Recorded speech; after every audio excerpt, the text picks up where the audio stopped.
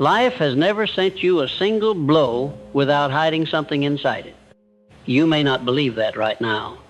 You may look at your losses, your disappointments, your tired body at the end of the day and think, there is nothing good in this.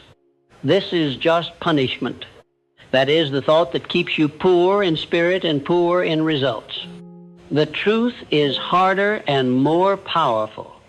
Every struggle you are facing contains a flip side, an equal and opposite opportunity, a hidden advantage, a form of strength being offered to you. But most men never see it. They stare only at the pain and curse it. They never turn it over. Think of your current struggle, not in vague terms, but the exact weight you carry. Perhaps you are fighting with debt, with fatigue, with a heavy responsibility, with loneliness, with repeated failures in your work. Notice how your mind describes it. This is unfair. This is proof that I am unlucky. This is holding me back. That is one side of the coin. It is the side that anyone can see at a glance. The other side is not obvious. It must be searched for. And only the man who looks for it receives it. There is a law as precise as gravity operating in your experience. Every difficulty carries with it a seed of equal or greater benefit, but that seed is wrapped inside the difficulty and must be deliberately extracted. The struggle is the shell. The advantage is the kernel. Break the shell and you grow stronger. Sit and weep over the shell and you gain nothing but bitterness. The difference between the man who rises and the man who sinks is not the size of their problems. It is how quickly they stop staring at one side and start searching the other. You are not the only man who wakes at night asking, why is this happening to me? That question in that form has no power. It looks backwards, it accuses, it invites self-pity. You must change the question. You must ask instead, what is this trying to build in me? What capacity is being demanded? What ignorance is being exposed? What strength is being forced out that comfort would never call forth? The moment you ask that way, your struggle begins to turn. It has not vanished, but it has changed from a whip into a trainer. You have made a habit of seeing only the cost of your hardships. You count the hours wasted, the money lost, the chances missed, the energy drained. You rarely count the abilities forged. Patience stretched beyond its old limit. Endurance increased, judgments sharpened, illusions burned away. You say, I can no longer tolerate nonsense, as if that were merely weariness. It is also clarity. You say, I no longer waste time with certain people or pursuits, as if that were only disappointment. It is also wisdom. These are the beginnings of the flip side. But because you never trained your eyes to value them, you treated them as damage instead of dividends. Let us speak plainly. You would not have grown under ease. When everything is comfortable, the average man does not question himself. He does not examine his motives. He does not ask whether his habits are useful or wasteful. He drifts on the surface, soothed by small pleasures and protected from himself by the softness around him. Only when pressure arrives does he begin to see who he really is and what must be strengthened. Your struggle is forcing you to meet yourself honestly. That is painful. It is also priceless. Consider what your current situation is revealing. If you are pressed for money, you are being shown your relationship with discipline, planning, value, and courage. Do you spend to soothe your frustration or invest to improve your position? Do you hide from ledgers and figures, or do you study them until they obey you? The lack itself is not a curse, it is a mirror. If you are bearing heavy responsibility, caring for others, leading a team, managing a burden, you are being shown the exact capacity of your patience, your composure, your ability to stay steady while others stir. That weight is either crushing you or forging you. which depends on how you interpret it. Notice how you speak about your struggle. Every time you say, "This is ruining my life," you train your mind to look only for ruin. You walk past small victories, small lessons, small proofs of your own toughness without noticing them. Your language points your attention. Begin to change it. When you are tired and tempted to groan, "This is killing me," correct yourself. Say, "This is stretching me. This is showing me the exact size of my current strength. This is revealing where I must become larger." That adjustment may seem small, but it is the turning of the coin. You must accept this uncomfortable fact. The same pressure that breaks one man builds another. The same fire that melts one metal hardens another. Struggle in itself is neutral. It is the material out of which your next self is cast. What determines the shape is your response. Do you curse and collapse, interpreting every difficulty as personal insult? Or do you stand and observe, interpreting difficulty as a stern but fair instructor? The law does not change according to your feelings. It says, what you resist blindly persists. What you study and adjust to transforms you. Understand that the flip side of your struggle is never handed to you at the beginning. At the beginning, everything looks like loss.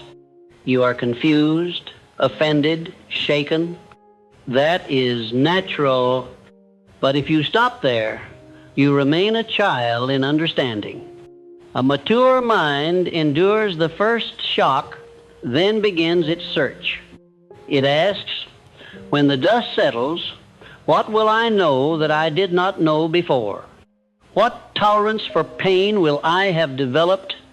What foolish assumption will I have tested and discarded? What false dependence will I have outgrown? It looks beyond the immediate discomfort to the permanent gain. You may think, this sounds noble in words, but my struggle is ugly, humiliating, draining. I see no advantage at all. That is because you are trying to see the harvest in the same moment as the sowing. The soil does not sprout in the instant the seed is buried. The work is hidden. There is a period in which you see only darkness. That is where you are now. But you have been here before in other forms.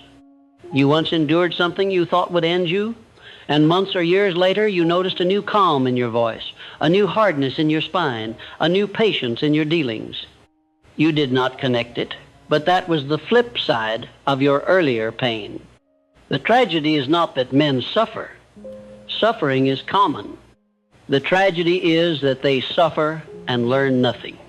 They come through the fire with the same weak thinking, the same childish expectations, the same careless habits. They wear their scars as ornaments of victimhood instead of as reminders of lessons. They say, look what life has done to me, instead of, look what I have come through and what it has burned out of me. They never ask, what did this strip away that I did not actually need? There is always something being stripped away. Struggle removes illusions. You thought a certain person would save you. They did not. You thought a certain plan required no discipline. It failed. You thought you could coast on charm. You were corrected. This feels like cruelty at the time. It is in fact mercy. Illusions are dangerous. They lull you into laziness. When life tears them, it is not in hatred, it is in enforcement of law. The law is simply this: you will be rewarded in proportion to your understanding and obedience of reality, not your romance with fantasies. Struggle forces you into contact with reality. That is the flip side.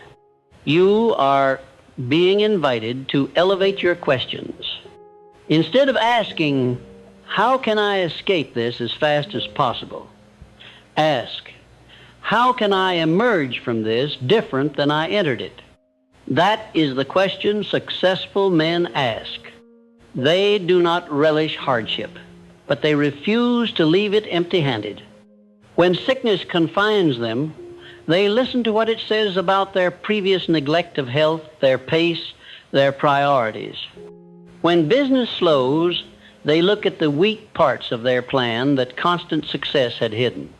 When trust is betrayed, they examine their judgment and their boundaries, not just the other man's fault. You might say, if there is always a flip side, why do I feel so constantly on the losing end? Because you have never trained your mind to look for anything but loss. You treat every difficulty as a thief and slam the door in its face. You never notice that behind its back, it was carrying a set of tools it intended to leave behind. Tools of perseverance, clarity, discernment, self-control, humility. You chased it away with curses, then wondered why you stayed unequipped.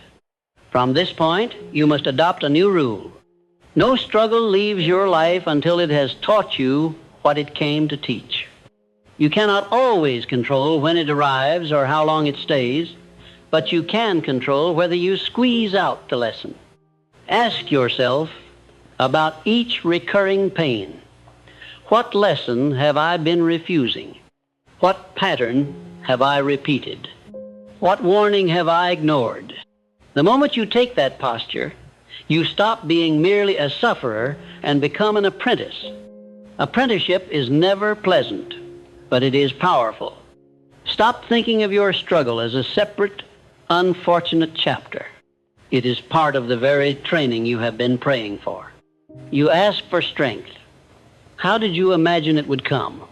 In a package, tied with a ribbon? Strength is built by resistance. You asked for patience. Did you expect it to descend upon you without any delay to practice it in? You asked for wisdom. Did you think it would appear without any mistakes to draw it from? The law is uncompromising. Every inner quality you admire in others was bought with friction. You are being offered the same path. This is not a call to enjoy pain or to pretend that injustice is good. It is a call to refuse to waste pain. There is a difference. You can work to change circumstances while still using them. You can fight to improve your conditions while asking every day, what is this sharpening in me while it lasts? You are not asked to like what is happening to you. You are asked to become dangerous to your old weaknesses because of it. Take a moment and list, quietly, the traits you most respect in a man. Steadiness under pressure, clear thinking, courage, self-restraint, reliability, depth. None of these are born in comfort. They are born in nights when nothing seems to move, in days when work goes unrewarded, in seasons when your effort is misunderstood. You are in one of those seasons now. That means you are standing in the very workshop where these traits are forged. You can either storm out in anger or stay and let the work be done. There is always a flip side to your struggle, but it does not flip itself. You must turn it. You turn it with your questions, with your language, with your willingness to see beyond the first phrase of the story. The first phrase is, "This hurts." That is true. The second must be, "This is showing me where I am weak." The third must become, this is an invitation to become strong there. If you stop at the first, you stay a victim. If you move to the third, you become a builder. You have walked long enough with your head down, seeing only the dirt and the stones that cut your feet. Lift your eyes. See that the very path that has made you stumble has also carried you farther than you would have walked if the road were smooth. You are not where you were. You are not who you were. Do not waste time wishing for a life with no struggle. That life would have left you soft, shallow, and easily broken. Instead, accept that your struggle is the price of depth and begin, at last, to collect the treasures buried in it. You have heard that there is a flip side to your struggle. Now you must train yourself to reach for it, not once in a while, but as a way of living. At first, this will feel forced because you have spent years reacting, not examining. You have been tossed by events, not trained by them. To reverse this, you must bring order to your way of thinking about every blow that touches your life. You must build a simple habit. When trouble comes, you step back mentally and say, "Very well. This is here.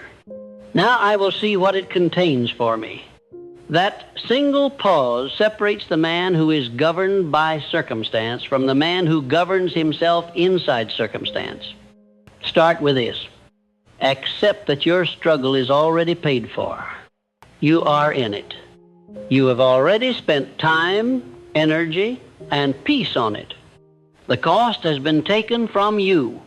The only question is whether you will let that cost be wasted or whether you will demand a return. When a careless man discovers money has slipped from his pocket, he shrugs and says, "What bad luck." When a thinking man discovers the same loss, he immediately asks, "Where did it fall? How did it fall? What must I change so it does not fall again?" One comes away with nothing but complaint. The other comes away with a wiser step. Your struggle is spilled money. Will you walk on, or will you bend down and pick up the lesson? To see the flip side of your struggle, you must examine it in three ways. What it reveals about your beliefs, what it reveals about your habits, and what it reveals about your relationships. These are the three great levers of your life. Difficulty does not touch you by accident. It strikes where you are weakest in understanding, discipline, or association. If you treat it like random misfortune, you will curse and endure.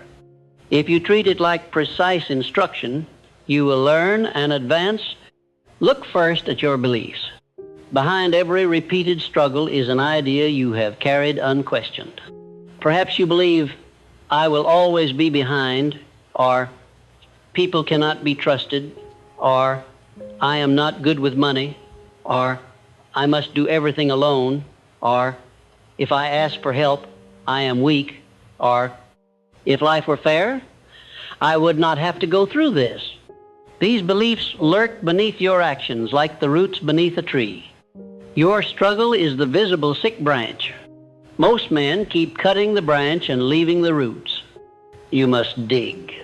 Ask yourself, regarding your current difficulty, what do I secretly believe that allows this pattern to exist? For example, if you are always exhausted and overcommitted, you may discover you believe, "I must please everyone or I will be rejected." If your finances are always in chaos, you may find you believe, "Money is too complicated for a man like me," or "Enjoy now. Tomorrow will handle itself." If your work never advances, you may uncover, "If I do not succeed quickly, it proves I am not meant for more." Once you have named the belief, you hold the key to the flip side. Why? Because every false belief, once exposed, becomes a source of power. You see that it has been shaping your choices for years. You recognize that it was accepted unconsciously from family, from environment, from a past wound, not as the voice of truth, but as the echo of fear or ignorance. In that moment, you can say, "This belief has governed me long enough. My struggle has dragged it into the light. I will replace it." The pain you hate becomes the lantern revealing the lie. Without that pain, you might never have questioned it. That is the flip side. Next, look at your habits. Struggle is rarely the result of one grand decision. It is the harvest of many small ones. The man who finds himself suddenly in deep waters did not leap there in an instant. He walked toward the shore of neglect step by step.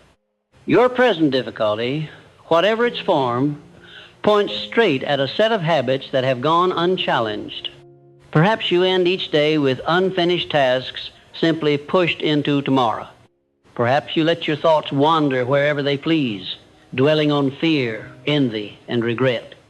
Perhaps you take comfort in idle talk instead of serious planning. Your struggle simply shows you the bill for those habits. Here again, most men stop at complaint. Everything is against me, they say, while continuing to live exactly as before. You must instead treat your hardship as an auditor. It has come to examine your books. Let it. Sit down and write.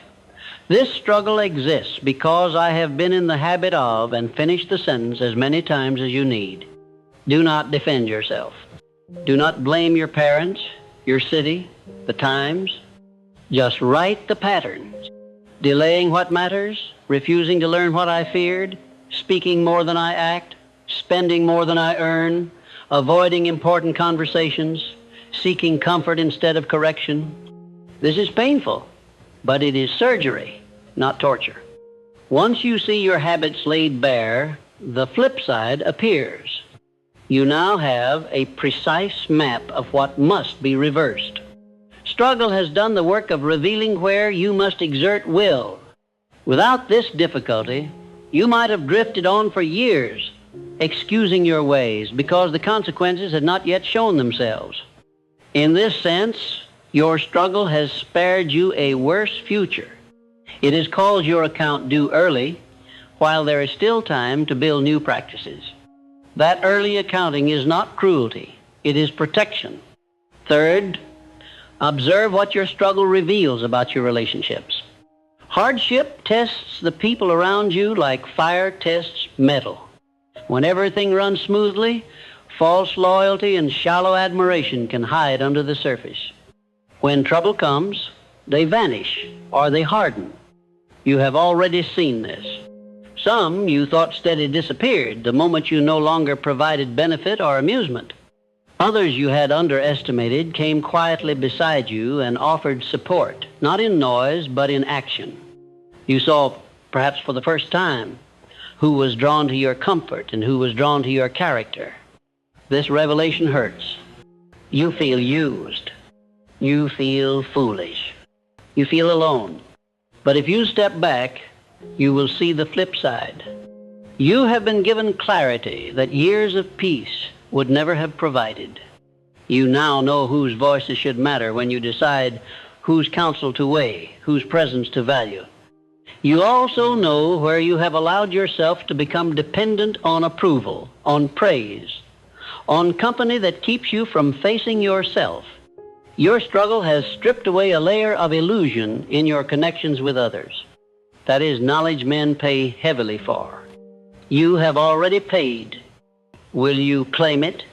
If you recognize that certain companions leave you weaker, more distracted, more prone to complaining and excuses, understand that your struggle has exposed their influence. You are now free to choose whether you will tighten or loosen those ties. Without hardship, you might have kept them close until the very end of your potential. With hardship, you are presented with a choice. Continue in the same circle and repeat the same patterns, or gradually surround yourself with those who grow in adversity instead of shrinking. The flip side of your present loneliness may be an opportunity to build a new, stronger association. Now we must examine your attitude toward time within your struggle. When a man suffers, his sense of time changes. Hours stretch, days drag, and the mind whispers, "It will always be like this." That is one of the most dangerous lies your struggle will tell you. Nothing in life is permanent in its form. Seasons turn, circumstances shift, the body heals, new chances appear. Your hardship is a chapter, not the whole book. But if you believe it is the entire story, you will not bother turning the page. You will sit on the ground of this season and refuse to move. The flip side is this. Struggle forces you to confront how you have been wasting the years when they seemed plentiful. Before pain arrived, how many days did you spend mindlessly? How many mornings did you throw away without purpose? How many evenings did you sink into numbness simply because nothing pressed you to act? Hardship makes you suddenly aware of every lost hour. It gives you a fierce respect for time that comfort rarely breeds. If you accept that respect and carry it into your recovery, you will live the rest of your life with a sharpness about each day that others never gain. Decide from now on that no day spent inside difficulty will be wasted. You may not be able to change your outer conditions immediately, but you can always change how you use the hours. If you are limited in movement, you can still study, plan, reflect, write, and strengthen your mind. If you are forced to work long and hard, you can still use brief moments to clarify your aims, rehearse your principles, and observe yourself. The man who watches himself in struggle learns more about his true character in 1 year than the drifting man learns in a decade. That compressed education is the flip side. Your struggle is also testing your idea of identity. You have, without noticing, attached your sense of who you are to certain roles, abilities, and outcomes. Perhaps you saw yourself as the successful one, the strong one, the provider, the charming one, the man who always has an answer, the one who never falls. When hardship stripped one or more of these away, you felt as though you had been erased. You said, "I do not know who I am anymore." In truth, you are being invited to build an identity on something deeper than titles and performances. Ask yourself, if everything outward were taken, position, money, reputation, what kind of man would I still choose to be on the inside? This is not a pleasant question. The old part of you will say, without these things, I am nothing. But listen past that. There is another part of you that answers, even in loss, I can be honest. I can be disciplined. I can be responsible. I can be kind. I can be courageous. That inner core is your real self. Your struggle is pressing you toward it. When the outer structures shake, you must decide whether you will collapse with them or stand on that inner foundation. The flip side of losing an old identity is the chance to build a new one that cannot be taken by circumstance. When you choose, I am the kind of man who learns from everything, who refuses to quit, who keeps his word, who grows under pressure, you are laying a foundation that illness cannot steal, that financial shifts cannot erase, that the opinions of others cannot touch. Struggle makes this choice urgent. Ease lets you postpone it indefinitely. Seen in that light, your present crisis is a gift of clarity. We must also discuss the role of faith, not blind wishfulness, but the steady conviction that there is an intelligent order in life and that your effort to align with that order is not in vain. Without some measure of faith, struggle becomes unbearable. If you believe that everything is random, that nothing means anything, that your pain is an accident in a meaningless universe, you will ask, what is the use? And sink. If you choose instead to believe, there is a law. I may not see it fully, but I know that obedience to cause and effect produces results. I know that discipline, learning, and integrity bear fruit, even if late. Then your struggle becomes a test of that belief. The flip side of hardship is the strengthening of your faith. Every time you act rightly, think accurately, work diligently, refuse bitterness, while the struggle is still present, you are placing your trust in that law. When later you see even small rewards, your confidence grows. You begin to say, I do not control all outcomes, but I see that my inner alignment is not ignored. That quiet confidence is more valuable than a dozen easy seasons. It cannot be given, it must be earned. Struggle is the furnace in which it is forged. Finally, you must decide what story This struggle will tell about you when it is over. That may sound strange while you are still in it, but it is necessary. If you survive this season and remain as you were, still quick to complain, still slow to act, still blind to your patterns, then your story will be, he suffered and remained small. If you choose now to search for the flip side, to extract the lessons and build your character around them, your story will be, he suffered and became deep. The struggle itself may look similar from the outside. The difference is in who emerges. Sit quietly and write a simple statement. Because of this struggle, I will become a man who, and finish it with traits, not possessions. Who thinks for himself? Who does not waste days? Who pays attention to warning signs? Who chooses companions more wisely? Who is not broken by loss? Who can help others from a place of understanding, not theory? That statement is your claim on the flip side. You are saying, in effect, I refuse to let this season pass without gaining value equal to its cost. Life respects that claim when it is backed by action. From this moment, treat every sharp edge of your struggle as a handle rather than a blade. Instead of grabbing it and cutting yourself with why, grip it and turn it with what and how. What is this teaching me? What pattern does this expose? How must I think differently? How must I act differently? That is the hand that flips the coin. You will not always feel strong. You will not always see immediate benefit. But if you persist, you will wake one day with a different kind of strength, a quiet, tested, heavy strength that could not have been bought with ease. There is always a flip side to your struggle. It is not visible to the casual eye or the complaining tongue. It is visible to the man who refuses to waste his pain, who insists on making his hardship pay, who looks at every difficulty and says, you have come. You have cost me. Now you will teach me. That man will come out of fires with more than scars. He will come out carrying the tools to build a life that lesser men will call fortunate, never knowing how much struggle had to be turned to find its hidden face.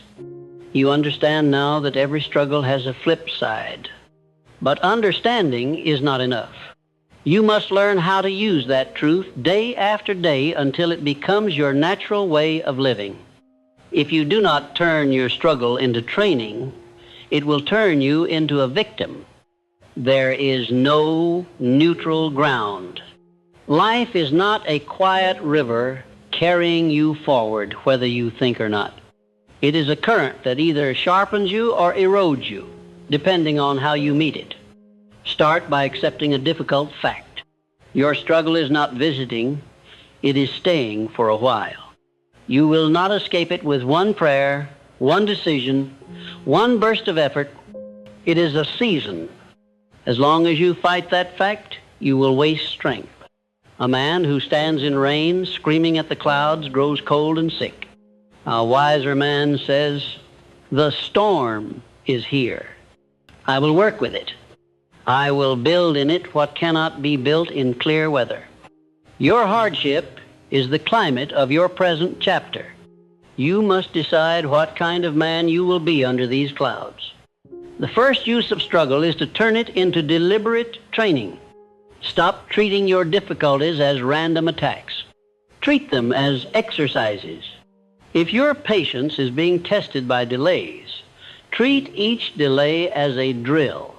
This is my chance to strengthen my capacity to wait with composure.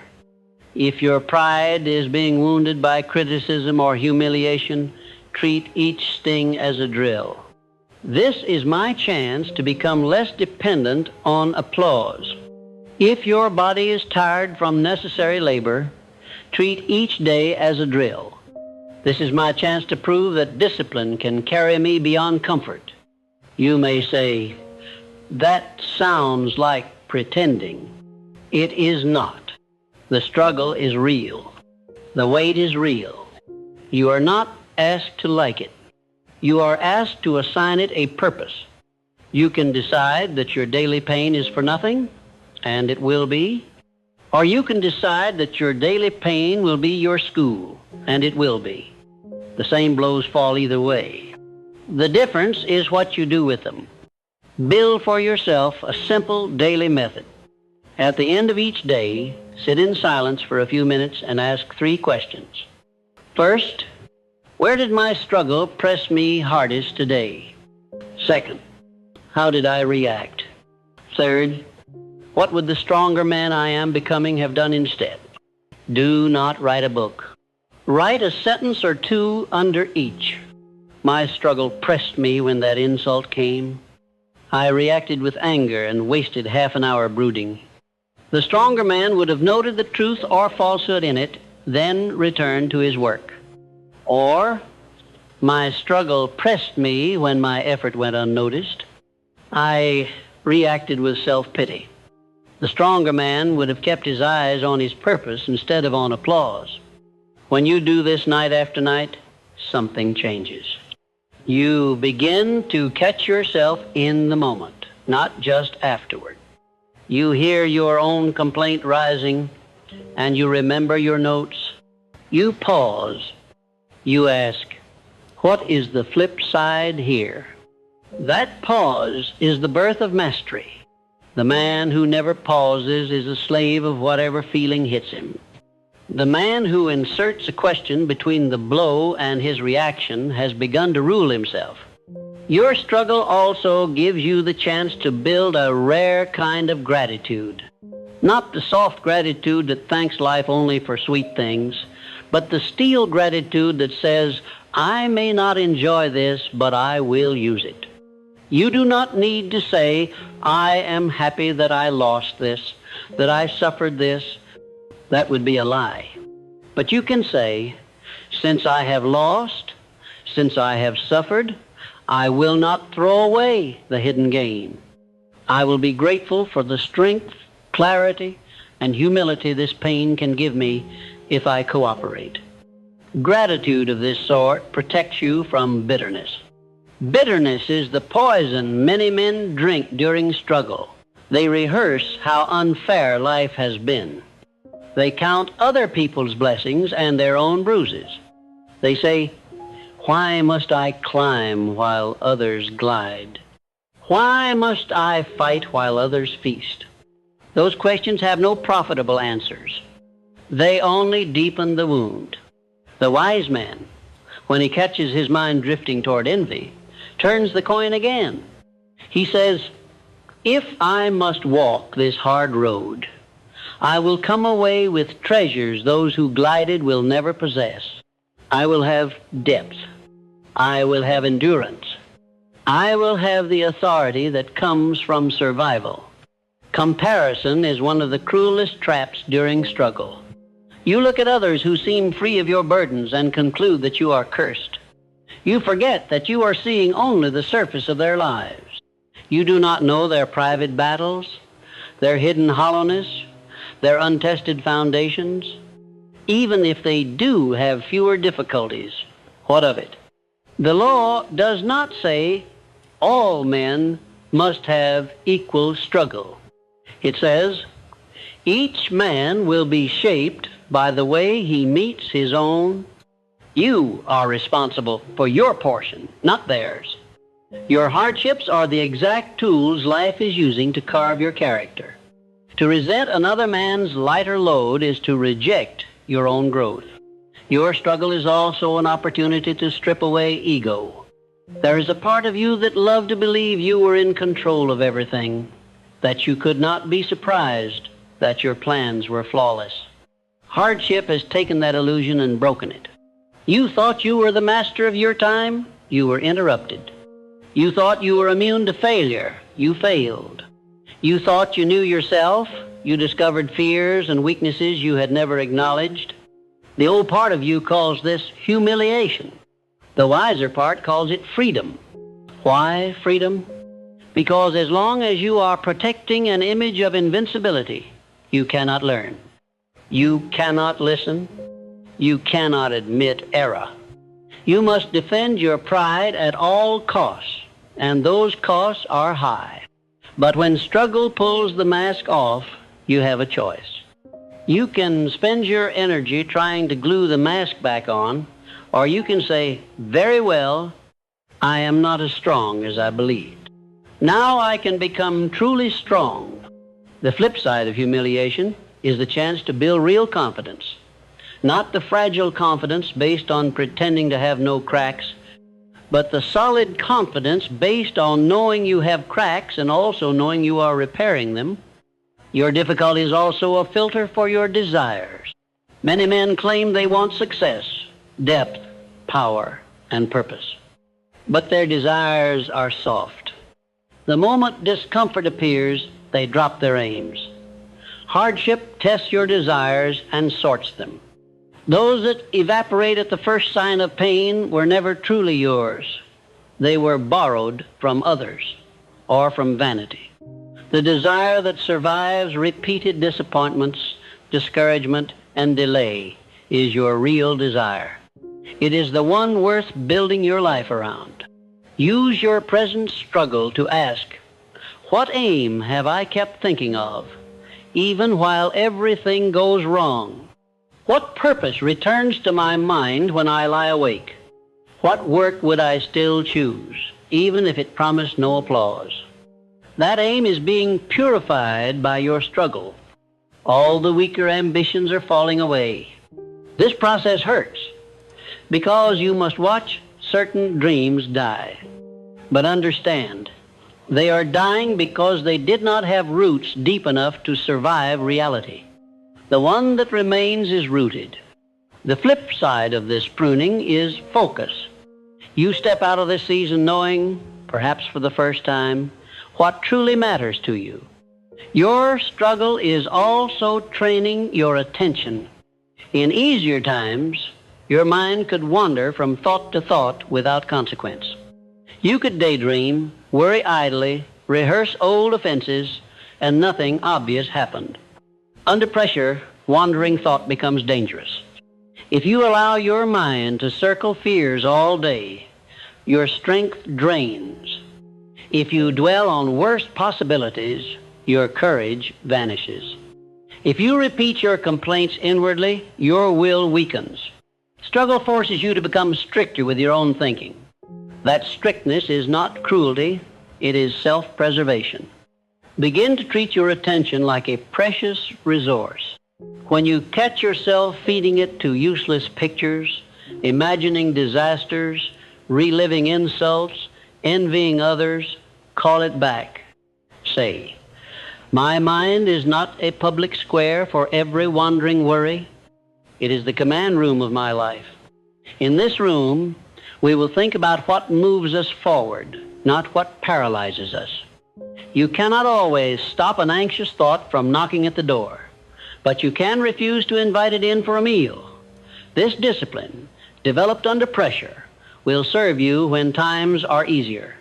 The man who learns to guide his mind in storm can direct it easily in calm. Your struggle also reveals your relationship with commitment.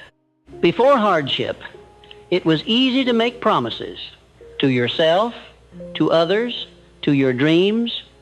Now you have discovered that promises cost more than words. They cost persistence. You have seen yourself break vows under strain. You have watched your own enthusiasm fade when results did not appear quickly. Do not let this discovery lead you to call yourself a hypocrite and stop there. Use it. Say, I see now that my old way of committing was shallow. I said yes to too many things. I made grand declarations and then forgot them.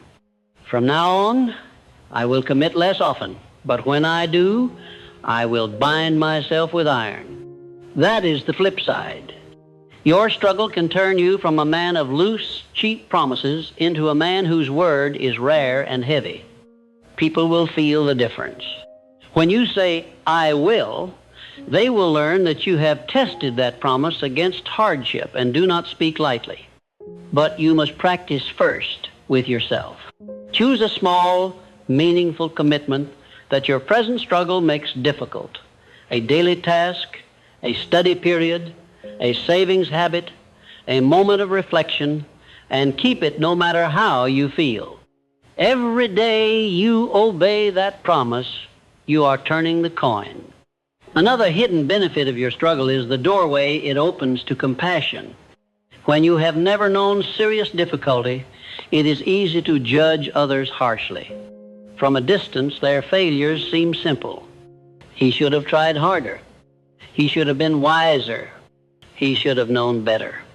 Once you have been pressed yourself, once you have felt the weight of fear, exhaustion, and confusion, you see how easy it is to stumble. If you let it, this realization will soften your heart, not in weakness, but in understanding. You will still hold men responsible for their choices, but you will no longer delight in their downfall. You will see that behind many destructive actions lies pain and ignorance. You will be less quick to condemn and more willing to guide. This does not mean excusing wrong behavior. It means recognizing that you too are capable of error. You too have needed mercy. You too have required instruction. That recognition is the flip side of your own suffering. It turns you from a cold critic into a wise helper. And the world needs more helpers than critics. Your struggle is also a test of your ability to act without feeling ready. In easier seasons, you waited until your mood cooperated. You said, "When I feel inspired, I will begin. When I am confident, I will step forward." Now, inspiration is rare. Confidence is shaken, and yet life still demands movement. This is one of the most valuable trainings you will ever receive. You are being forced to act on principle instead of emotion. When you rise on a morning when your mind is clouded and you say, "Whether or not I feel strong, I will do the next right piece of work," you are building a new kind of muscle. When you are filled with doubt and still choose to keep your appointments, to honor your duties, to lift your eyes toward your aim, you are proving something to yourself that comfort could never prove. You are not at the mercy of your own feelings. That knowledge is pure power. It is the flip side of every joyless, heavy day you endure while continuing to move. You may ask, "How long must I live this way? How long must I flip this coin?" There is no calendar that can answer you. Struggle leaves on its own schedule. Your task is not to control its departure, but to control how much it leaves behind in you. Every day that it lingers, you have another chance to deepen patience, sharpen awareness, strip away illusions, strengthen commitment, widen compassion, and toughen discipline. These are permanent gains. Once struggle passes, they remain. The man who uses his hardships this way will emerge changed. Others will call him lucky later. Let them. You will know the price. Finally, understand that your struggle can become the strongest part of your story if you let it. One day, someone weaker than you are now will stand in front of you, shaken by a hardship similar to yours. He will say, "I cannot bear this. It is too much. There is no good in it." You will look at him and see your former self. In that moment, you will have two things, words and weight. Your words will say, "I have been there." Your weight will say, without needing sound, "And I did not stay there." That weight does not come from theories. It comes from coins flipped in the dark, night after night, until the hidden side showed itself. There is always a flip side to your struggle. You do not see it by wishing. You see it by asking, by examining, by refusing to let pain pass through your life unnamed and unused. You did not choose every blow you have received, but you can choose today that not one more will be wasted. There comes a moment in every serious life when a man must decide what he believes about his own struggle. Not in theory, not in speeches, but in the plain privacy of his own mind. That moment may not look dramatic from the outside. There is no crowd, no music, no lightning in the sky. It is often late at night or early in the morning when the house is quiet and the noise of the day has not yet begun.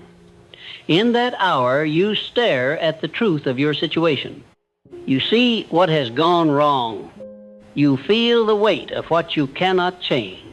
You remember how many times you have begun and fallen back, and in that hour you say to yourself one of two things. This proves I am finished, or this proves I must become more than I have been. That is the dividing line. That sentence, spoken inwardly, determines whether your struggle becomes a grave or a turning point. If you choose the first sentence, your mind will immediately begin building evidence to support it. It will gather every memory of failure, each word of doubt you ever heard, every comparison that made you feel small. It will weave them together into a story of doom. You will wear that story like a heavy coat, and each setback that follows will seem to confirm it. You will say, "You see, I knew it. There is no use fighting." Then your struggle will have succeeded in its worst possible work. It will have convinced you to agree with your own defeat. If you choose the second sentence, something else happens. Your mind begins to search for what must be added, altered, or abandoned in you. It does not deny the pain. It does not pretend the losses are imaginary. It simply refuses to let them be the final word. It says, "Very well. This chapter has shown me the limits of my current self. Now, I must raise those limits."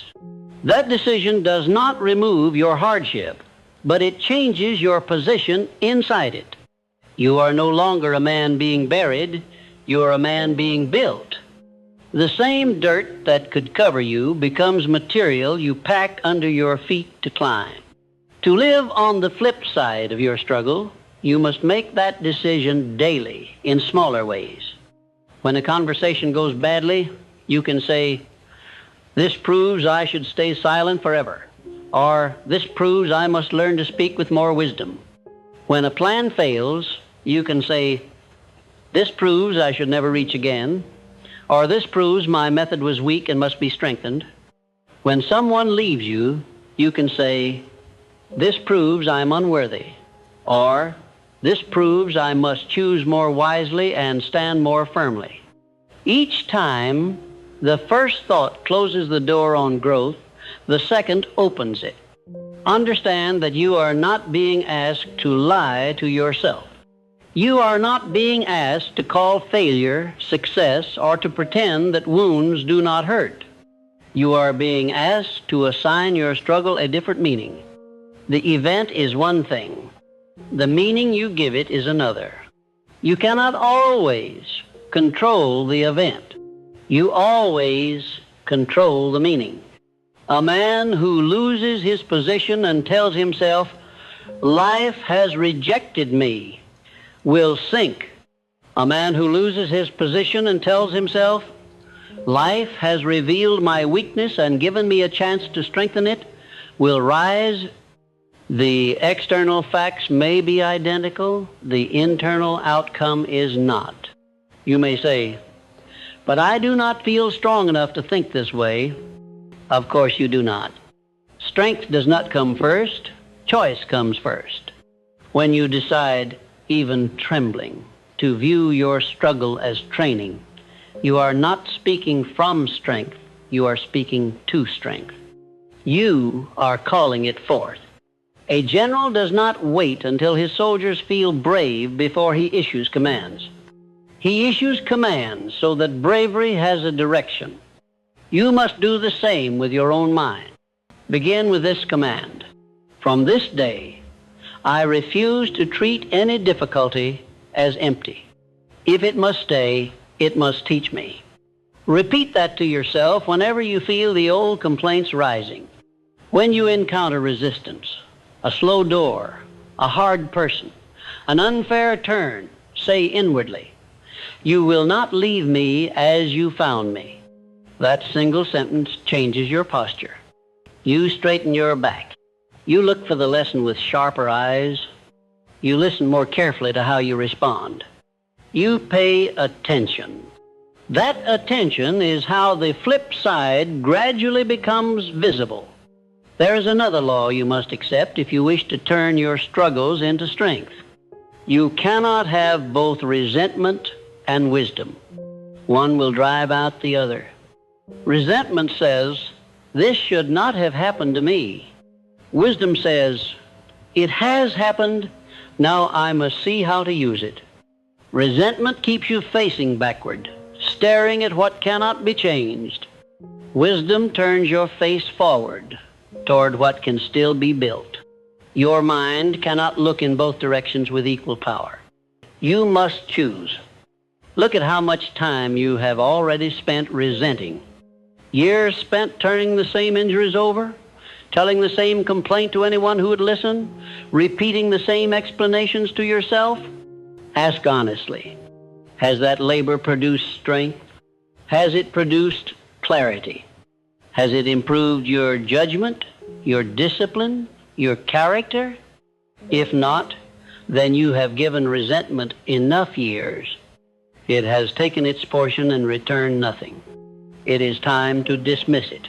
Dismissing resentment does not mean calling injustice fair. It does not mean praising those who wronged you. It means acknowledging that continued bitterness is too expensive. It costs you focus, sleep, opportunity, relationships, and peace. You cannot afford to keep paying. When thoughts of unfairness rise, and they will, answer them firmly. Yes, much has been unfair, but if I remain chained to that fact, I lose what is still possible. I choose what is possible. That choice may feel weak at first. Over time, it will become a mighty habit. Your struggle also presents you with a strange gift, the chance to simplify your life. When everything is easy, you can entertain 1,000 small distractions and still move forward a little. When pressure comes, those distractions become deadly. They steal energy you cannot spare. Many of the things that used to occupy your mind and time are being shown up now for what they are: clutter, idle talking, empty arguments, vague plans, half-hearted obligations, meaningless amusements. During hardship, you discover quickly what is essential and what is trivial. Treat this revelation as treasure. Make a list, if you must, of what truly matters in this season. Your health, your key responsibilities, your clear purpose, your closest relationships, your inner stability. Then list the activities and thoughts that do not support those. Be ruthless. You do not have strength to waste. If an activity drains you without building you, set it aside. If a conversation always leaves you smaller, limit it. If a habit binds your mind in guilt or fog, starve it. Your struggle has already shown you that life is too short for scattered living. The flip side is focus. As you simplify, you will notice something surprising. The more you remove what is needless, the more space you have to notice small signs of progress. Before, you were so crowded with noise that you overlooked the quiet evidence that you were growing. Now, in the clearer air, you will see that you handle certain situations better than before, that you recover faster from certain blows, that you think a little more sensibly under pressure. Those details matter. They are proof that your struggle is not only hurting, it is shaping. You must become a collector of such proofs. Many men record only their failures. They keep notebooks of losses in their mind. You must do the opposite. When you catch yourself acting more wisely than your old self would have, mark it, say inwardly, there is the flip side. When you face a fear you once fled and remain standing, even shaking, say, there is the flip side. When you choose patience where before you exploded, when you delay a purchase you once would have made impulsively, when you hold your tongue instead of speaking poison, tell yourself, this is what my struggle has been buying. These acknowledgments are not vanity, they are accounting. A businessman who invests heavily but never checks his returns is a fool. You have paid dearly in tears, lost sleep, and hard days. You are entitled to see what you have gained. That sight will keep you moving when tiredness whispers, nothing is changing. You can answer, I have evidence that I am not the man I was. There is another angle from which to view your hardship, as answer to your own prayers and desires. You once asked to be strong, respected, capable of greater responsibilities. You admired men of depth and said, I would like to be like that. You may not have realized it, but you were asking to be forged. And now you are surprised by the heat. You thought strength was a gift placed in your hand. You did not understand it is a quality hammered into your nature. The flip side of your present struggle may be that it is the only road to the kind of man you said you wanted to become. If you could reach that destination by comfort and ease, everyone would be there already. Look around you.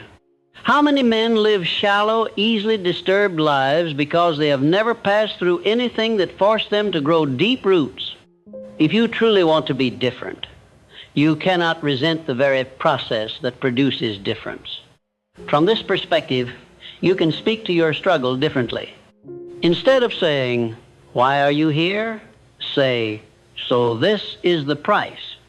Instead of, I hate this, you can say, I will not love this, but I will honor it by making it count. That attitude does not remove your humanity. You will still feel tired and discouraged at times. But beneath those passing feelings, a decision will remain. I will not flee the fire if it is the fire that refines me. You must also learn to see how your struggle is preparing you to handle good fortune without being destroyed by it. Easy success ruins many men. They rise too fast, with too little inner structure, and the very weight of their gains breaks them. They become arrogant, reckless, careless. They believe their own legends. Then, when inevitable difficulties arrive, they shatter. Your present hardship, if you use it, will make you heavier inside. When good things come later, you will carry them, not be carried away by them. Imagine a future where your circumstances improve. More resources, more respect, more room to move. Without the lessons of this season, you might waste those improvements on vanity and indulgence. With the lessons, you will use them wisely. You will remember what it was to go without, to struggle, to be misunderstood. You will not sneer at those who are now where you once were.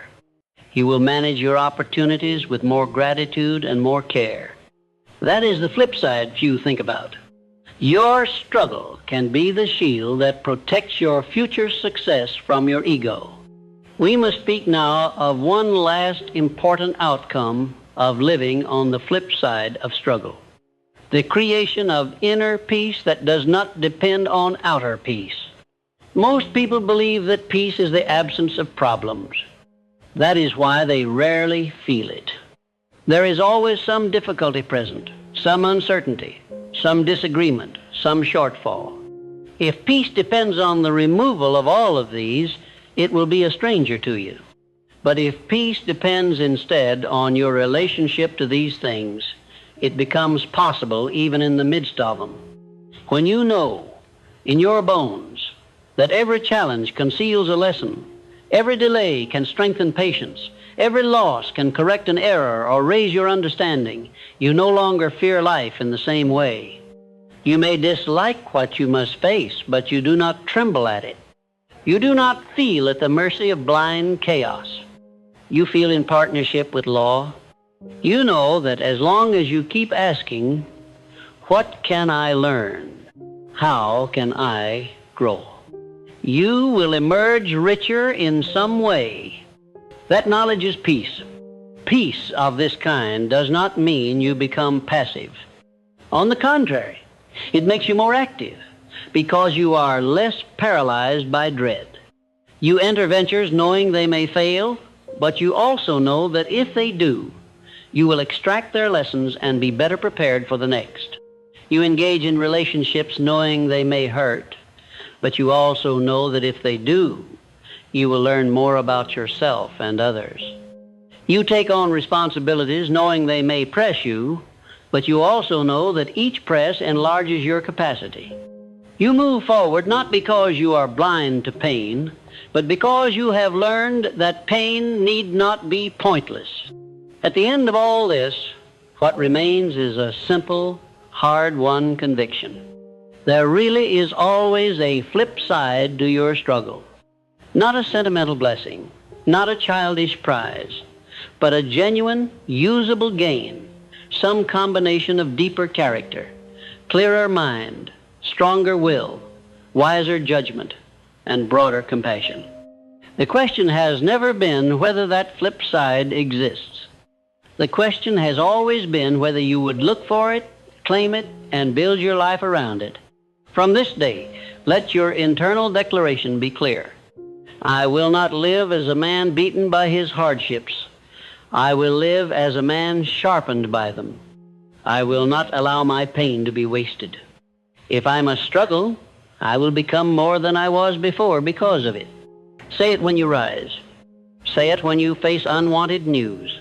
Say it when the old complaints begin their familiar song.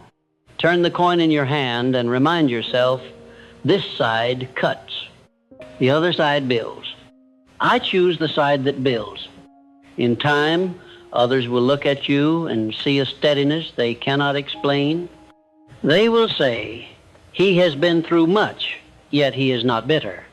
He carries weight, yet he is not crushed.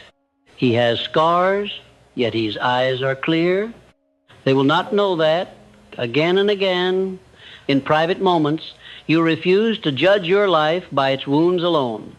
You look for what those wounds could teach, what they could burn away, what they could bless. You lived on the hidden side that most never turn to. And when new struggles come, as they surely will not be surprised. You will nod as a workman nods when a familiar tool is placed in his hand. You will feel the first sting, the first confusion, and then you will say, as a deliberate act of will, there is always a flip side to my struggle. I may not see it yet, but I will. Until I do, I will walk as if it is there and live in a way that deserves to find it. That is the voice of a man who is no longer merely surviving his life, but mastering it.